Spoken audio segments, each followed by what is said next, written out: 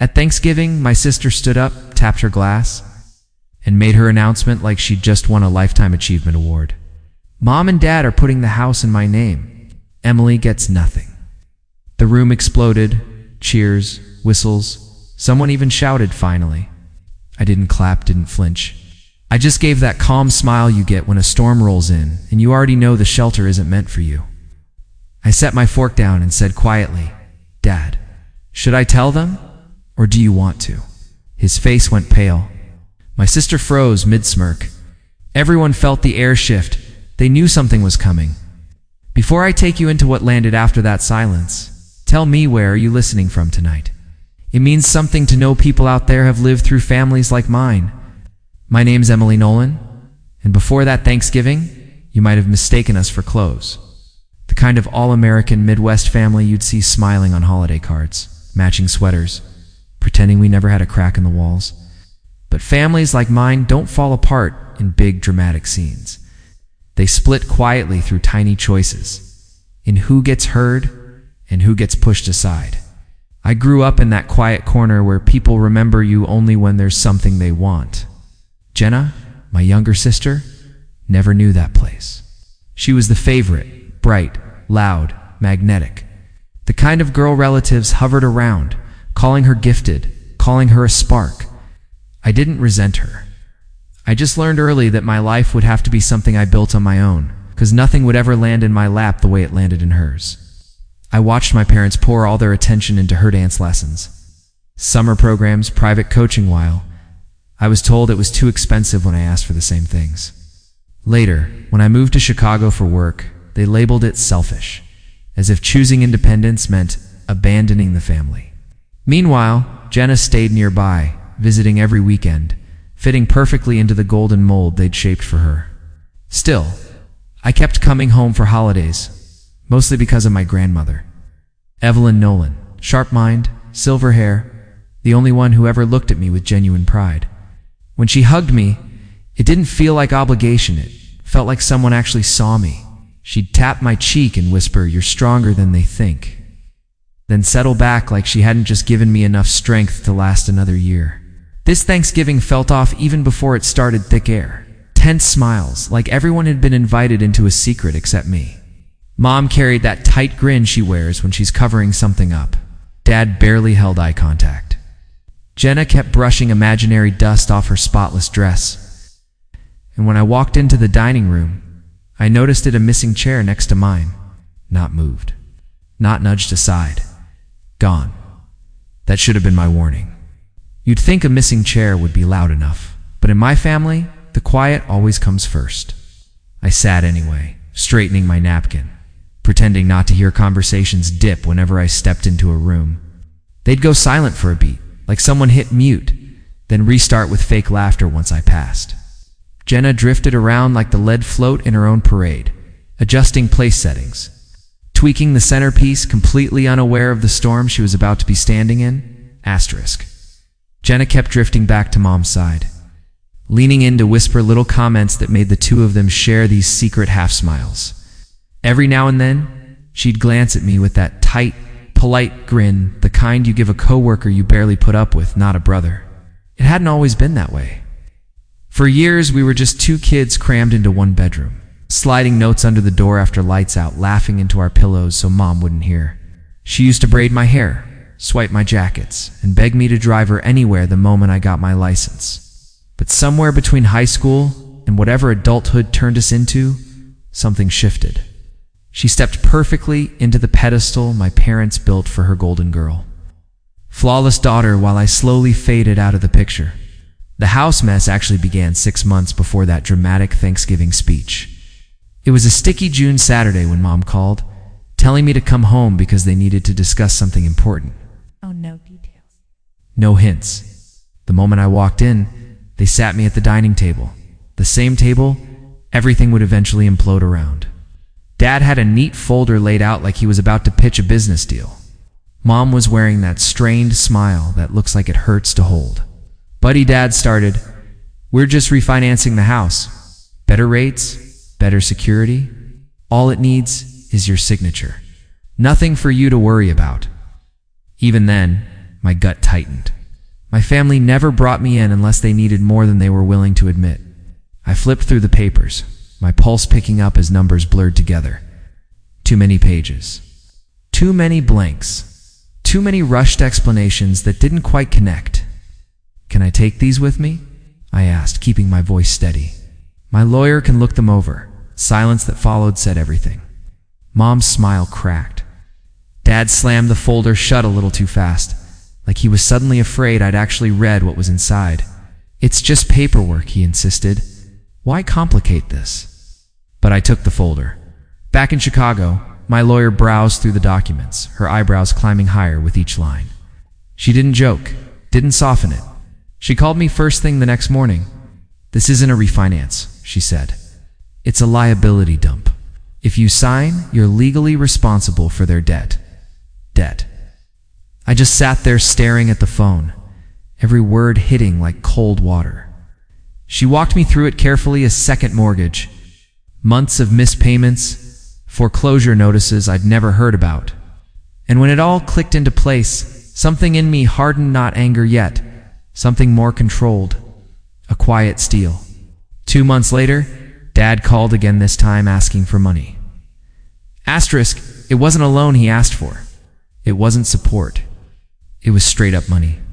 Dad said Mom had medical bills piling up, but when I offered to pay the hospital myself, he broke his voice, his story, all of it. The truth slipped out in pieces. Overdue payments, deadlines they'd blown past, panic tightening around them. And now, sitting at that Thanksgiving table, watching Jenna soak up everyone's praise. Those 2 months of lies and pressure pressed against my chest like weight I couldn't shake. They weren't gifting her the house, they were unloading the debt onto her. And they expected me to sit there silently and let it happen. By November, the secret between my parents and me felt like an electric wire humming under every mundane conversation. We didn't discuss the paperwork I refused to sign, or the call where Dad finally admitted how bad things were. Instead, we pretended everything was normal weather. Work, small talk, like any of it could pave over a crater. What they didn't know was that I hadn't stopped at no. I pulled the property records myself. I saw the second mortgage. I saw the interest bleeding them dry. I saw the foreclosure timeline already counting down. They weren't just slipping, they were sinking, and they were searching for someone to pull down with them. For a while, I assumed that person was always supposed to be me. I was the one with steady income in Chicago, no kids, the built-in safety net they felt entitled to. Telling them no felt unnatural-like, speaking a language I'd never been taught, one laced with guilt. Then Jenna started dropping hints, online cryptic captions about big changes coming, porch photos with our parents, little jokes about being ready to own a home soon. Every post was another puzzle piece snapping into place. A week before Thanksgiving, Mom called, bubbling with excitement about how thrilled Jenna was to host more often once everything with the house is settled. Like they were passing down a grandmother's quilt. Not handing her a live bomb wrapped in ribbon. That was the night. I finally stopped pretending they'd somehow clean up their own mess.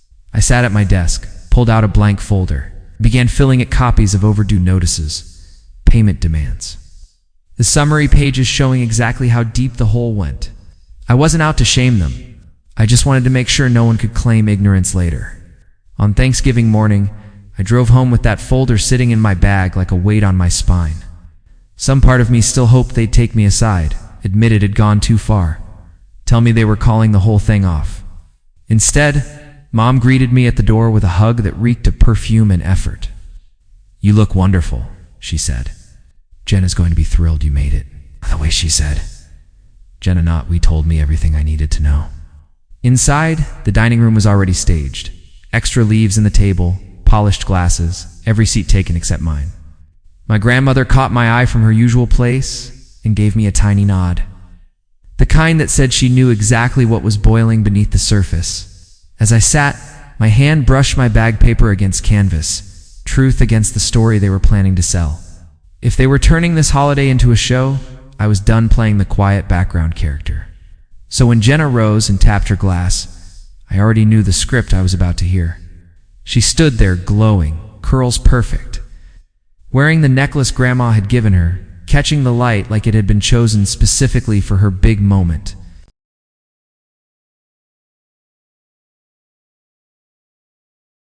"Mom and Dad are signing the house over to me," she announced brightly. "Emily gets nothing." The room burst open. Cheering, applause, a few whistles. Someone slapped Dad on the shoulder like he'd accomplished something. Mom dabbed her eye as if witnessing a proposal. I didn't react, didn't blink. I just gave Jenna a small, steady smile, the kind that tells someone you're holding back a truth heavy enough to bend the room. Then I set my fork down and said to my father, "Should I tell them, or would you prefer to?" The reaction was instant, like I'd cut the power. Silence slammed down over the room. Dad's hand slipped, his fork clattered. Jenna's face tightened. "Tell us what?" someone asked, leaning forward. My grandmother inhaled sharply, relieved someone finally quit pretending. I reached into my bag, pulled out the folder, and set it on the table. I didn't open it. Not yet. I let it sit like a quiet warning. "Before you celebrate Jenna getting the house," I said evenly, "you should know the condition it's actually in." Dad tried to recover. "Emily, this isn't—" "Why not say it out loud?" I cut in. "You weren't embarrassed when you decided to hand the house to her without mentioning the debt attached to it." Head snapped toward my parents. The room went still. Jenna stiffened. "What debt?" she demanded. I opened the folder. Stacks of bills, late notices, foreclosure warnings stared up from the pages. I slid one forward, tapping the bold summary line. "They're behind on payments," I said. "On 2 mortgages. The second one, taken out behind everyone's back. They're already on the bank's radar, months from foreclosure, maybe weeks." Mom's hand flew to her mouth. Dad's face flushed red. Jenna blinked hard, shocked. "That's not true," she choked. "They would have told me." "Did they tell you?" I asked quietly, locking eyes with her. "That the house comes with over 100 grand in debt? And that if you sign those papers, every dime, every penalty becomes yours?" Something broke in her expression. Fear or realization, I couldn't tell. Dad jumped in again, desperate. "You're making this sound worse than it is, Emily. We're taking care of it." "Are you?" I lifted another page. "Because according to this, the bank has already stopped believing that." Dad lunged forward like he could rip the papers out of my hand in front of 20 witnesses. I pulled them back before he got close. "Stop," Mom pleaded. "Please, not today." "Why not today?" I said. "You chose today." Relatives shifted, some embarrassed, some angry, some leaning in like they were watching theater. Aunt Diane was the first to speak. "Daniel," she snapped at my father, "is this true?" Dad didn't answer, his jaw locked. Mom covered her face. Jenna looked between us like the floor was tipping. "But they told me the house was mine," she whispered. "It was never a gift," I said softly. "It was a lifeboat. And they needed someone to carry the weight so they didn't drown. They tried to trick me first. When I wouldn't bite, they picked you." Jenna stood trembling in her sequined dress. Her fiancé, Tyler, slowly edged away from her like the truth might splash onto him. "Are they lying?" he asked her. "Were you lying?" Mom broke into sobs. Dad stared at the table. That silence told Tyler everything he needed. He pushed back his chair and stood. "You told me the house was paid off. You said we'd start fresh there."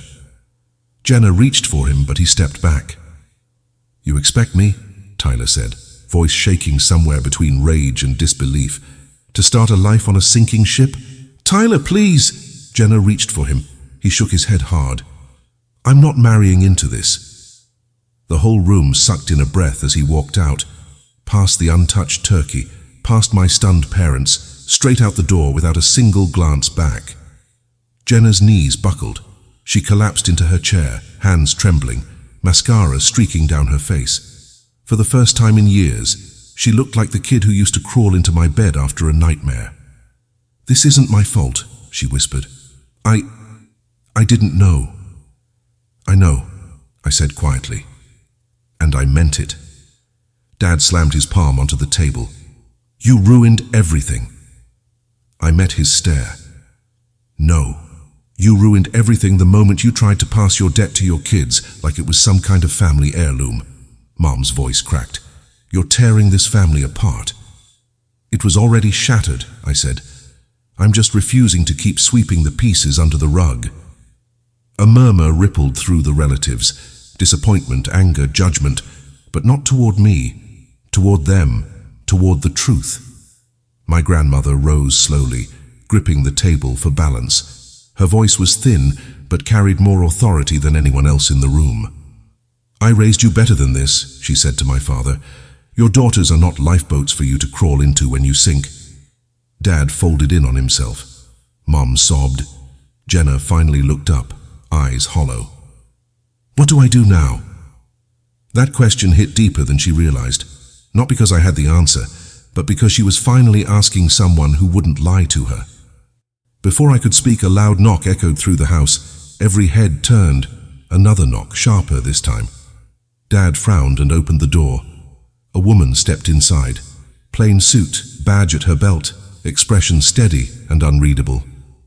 Mr. and Mrs. Nolan, she said, I need to speak with you regarding your mortgage records. Gasps broke out across the room.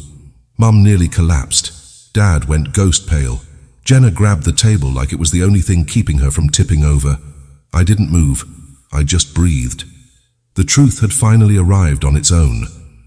Why is she here? Dad whispered. The investigator didn't blink. We received a report of possible financial misconduct. I have a few questions. No one cheered now, no applause, not even a whisper.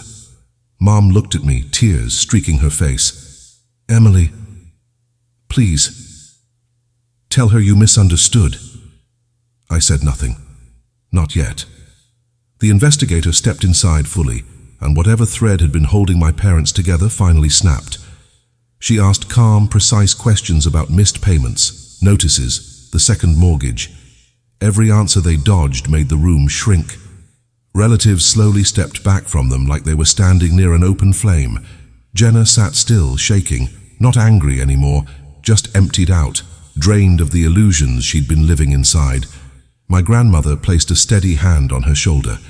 When the investigator left with the documents, the house fell into a thick, suffocating silence. Mom reached for me. Dad muttered about embarrassment. Neither hit me, neither changed anything. I grabbed my coat. Don't go, Jenna whispered. I'll still be here. You will, I told her. Just not in their lies anymore. In the weeks that followed, everything shifted. My parents were forced to face what they'd built, layer after layer of excuses, secrecy, and debt. The house went on the market. They moved into a small apartment across the city, quieter than I'd ever known them to be. No more grand declarations, no more pretending, no more golden child fantasies. Jenna started therapy. She called me often, sometimes crying, sometimes silent, sometimes just wanting someone who wouldn't manipulate her reality. She told me she finally understood why I stopped letting our parents speak for me. And me? I learned something I should have learned years ago. Telling the truth isn't betrayal. Covering it up is. And families built on denial always collapse eventually. So if you've ever had to stand alone at a table full of people who claim to love you, tell me where you're listening from. And after hearing all of this, what would you have done?